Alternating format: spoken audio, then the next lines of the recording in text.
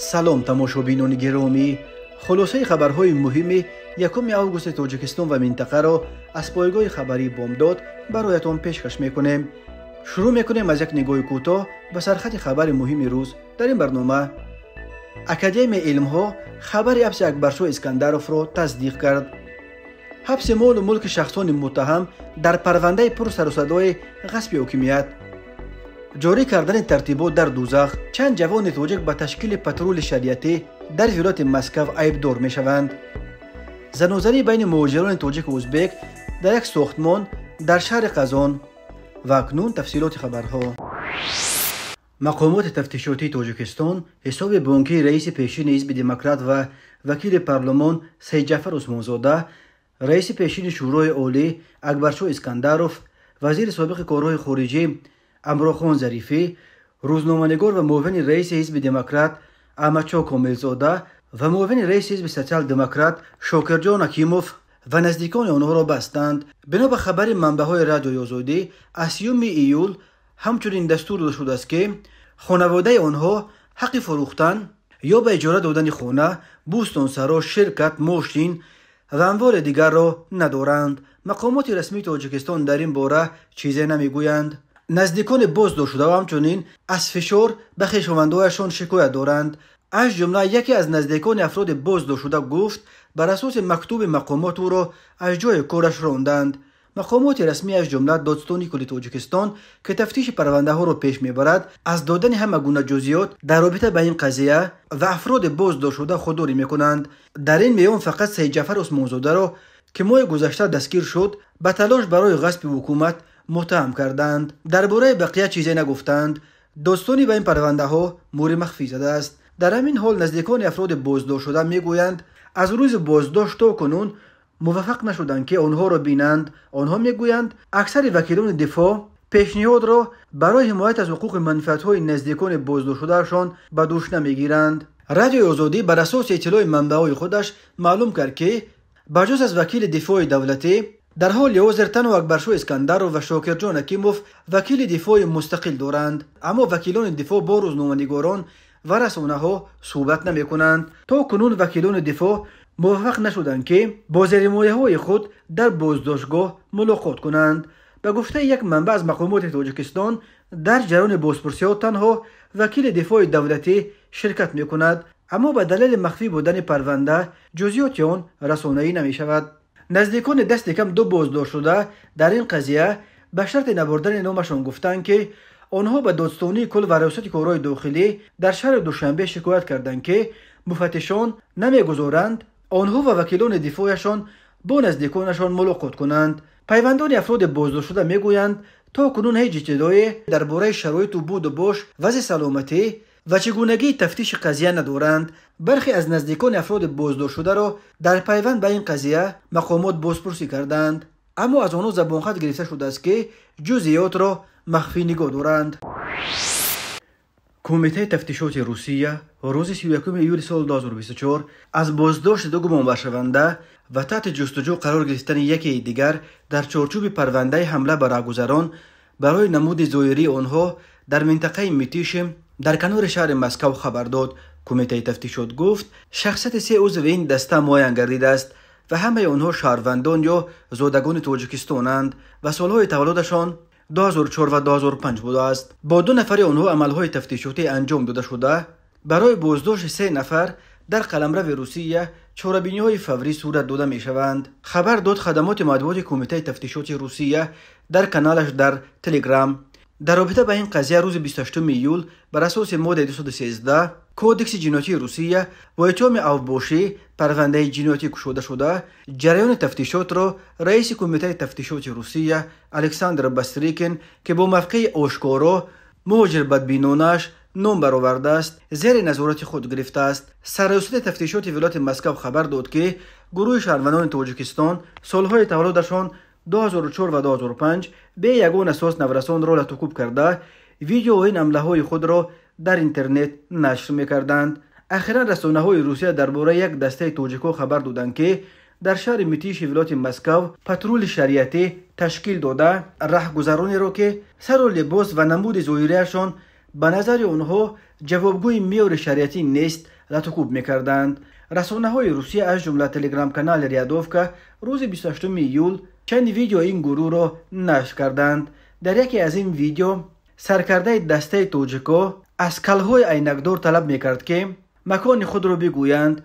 در ویدیو دوم او چند نفر از شریکان خود را به نوار گرفته نامهایشان را به زبان میآورد و میگوید وقتی برادران در پهلوی مویند ما تو در دوزخ هم ترتیبات جوری میکنیم. کانال های روسی همچنین ویدیوهای لطکوب راهگذران را نشر کردند. ریادوفکا نوشته است که این جوانان توجک پسران را برای موی دراز لطکوب میکردند و دختران را برای پوشیدن لباس نامناسب. کانال های روسی نفر با نام دولت زویروف را سرکرده پترول شریعتی در متیش مینامند. محض او مؤلف عباره ما حتی در دوزخ هم ترتیبات را جوری میکنیم بوده است. خبرگزاری یک نیم خبر داد که دولت زویروف 18 سال داشته، یک سال پیش شهروند روسیه شده است، اما در حالی که او در ولایت مسکو به سر میبرد شهروندی روسیه را در کشور کراسنودار به دست آورده است. بعد سر و صداهایی که خبر تشکیل پترول شریعتی برپا کرد، دولت زویروف با نشر یک ویدیوی دیگر از مردم روسیه برای رفتارش عذر پرسید. روز 3 ایول سامانه ملتگرایان تسارگراد با نشر یک سینه دولت زویروف با قوطی سیگار در دست خبر داد که زمان و مکان ثبت این عکس بیانگر اون است که سرکرده پترول شریعتی علاقه روسیه را ترک کرده در تاجیکستان پنهان شده است. خود جوان توجیک که برای تشکیل پترول شریعتی در ولایت مسکو عیبدار می شود و نزدیکان آنها برای شرح این قضیه دسترس نیستند. ناظم محمدزاده مدیر پژوهشگاه فلسفه، سیاستشناسی و حقوق اکادمی ملی علمای تاجیکستان روز 1 آگوست سال 2024 در نشست خبری اکادمی تصدیق کرد که اکبرشاه اسکندروف قریب 2 ماه باز در حبس قرار دارد. اما محمدزاده به دلیل امور مخفی پرونده گفت که از جزئیات آن خبر ندارد و آنها تلاش میکنند تا به روند تفتیشات خلل نرسانند. این نخستین تصدیق رسمی خبر بازداشت رئیس سابق شورای عالی و سابق اجرا کننده وظیفه پرزیدنت تاجیکستان اکبرشاه اسکندروف است. تا کنون یگان مقام رسمی درباره بازداشت او اظهار نظر نکرده بود. ناظم محمدزاده زاده نویه تیمور ملیک 39 سال داشته تازه 1 مارس سال 2024 مدیر پژوهشگاه فلسفه، سیاستشناسی و حقوق اکادمی ملی علمهای تاجیکستان تعیین شد. او قبلا دکان رشته فلسفه در دانشگاه ملی بود. اکبرشاه اسکندروف که اتفاقا روز 1 آگوست در روز تصدیق رسمی خبر بازداشتش به سن 73 رسید و چندین سال بازنشسته شده است. به کارهای علمی ادامه داده و تا روز بازداشتش در پژوهشگاه فلسفه، سیاستشناسی و حقوق اکادمی ملی علمای تاجیکستان مدیر شعبه مسائل سیاسی و بین المللی بود. اولین شده درباره بازداشت اکبرشاه اسکندروف پایگاه خبری بامداد با تکیه به منابع خود خبر داده بود. به گفته این منابع اسکندروف روز 13 ایون یک روز بعد بازداشت وکیل پارلمان و نامزد سابق به پرزیدنتی تاجیکستان سید جعفر عثمانزاده در چارچوب پرونده او که به غصب حکومت عیبدار می شود به بازپرسی دعوت کرده دیگر رها نکردند. منابع بامداد گفته بودند که اسکندروف را همراه راننده سابقش دستگیر کردند. راننده او را بعداً جواب دادند. نزدیکان اسکندروف خبر دادند که مقامات روز 14 ایون خانه اسکندروف را در محله حیات نو کوفتکوف کردند. معلوم نیست که در خانه اسکندروف تفتیشات چه میجوست و چه دلیل‌هایی از آنجا پیدا کرده است، ولی شاهدان گفتند که مقامات از خانه اسکندروف آن روز چیز زیادی برآورده با خود بردند. پرونده عثمانزاده پر سر و صداترین پرونده سالهای آخر به شمار می رود. یوسف رحمان عثمانزاده را با آن عیبدار کرد که گویا او هنوز سال 2021 نقشه غصب حکومت را با نماینده مخالفین شراف‌الدین گدایف مصلحت کرده و از او وعده گرفته است که در این کار رهبر حزب در تاجیکستان ممنوع نهضت اسلامی محیدین کبیری به او یاردم خواهد کرد. اتهام دیگر ضد عثمانزاده که از زبان داستانی کل صدا داد تشکیل گروه‌ها برای عملی ساختن نقشه غصب حکومت در داخل جمهوری و اخیراً از نماینده یک کشور خارجی درخواست کردن $10 میلیون از جانب عثمانزاده گویا برای انجام تبادلات است.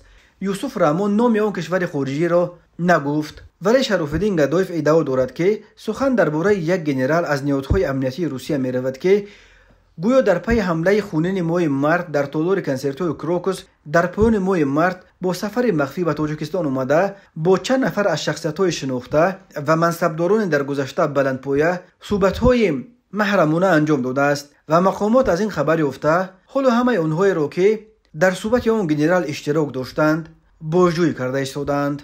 تفتیش این ادعا توسط منابع دیگر امکان ندارد، اما در پی عثمانزاده چندین نفر دیگر از جمله اکبرشاه اسکندروف، وزیر سابق امور خارجه، همراهخان ظریفی، معاون رهبر دو حزب دموکرات و سوسیال دموکرات احمدشاه کاملزاده و شاکرجان حکیموف و همچنین چند افسر دیگری در گذشته بلندپایه امنیت از جمله فرمانده سابق آلفا پلکوونیک نرزولون نعیموف به حبس گرفته شدند.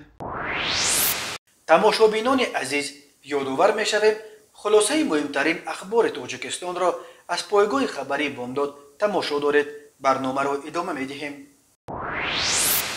در پی زنوزنی شام 29 ایول سال 2024 بین مهاجران در ساختمان میمانخانه‌ها در کنار پل میلینیوم در شهر قزان پایتخت جمهوری تاتارستان روسیه بیش از 60 نفر 56 زاده ازبکستان، 4 شهروند تاجیکستان و 1 شهروند الجزایر را دستگیر کرده به شعبه پلیس یمشیفسک آوردند.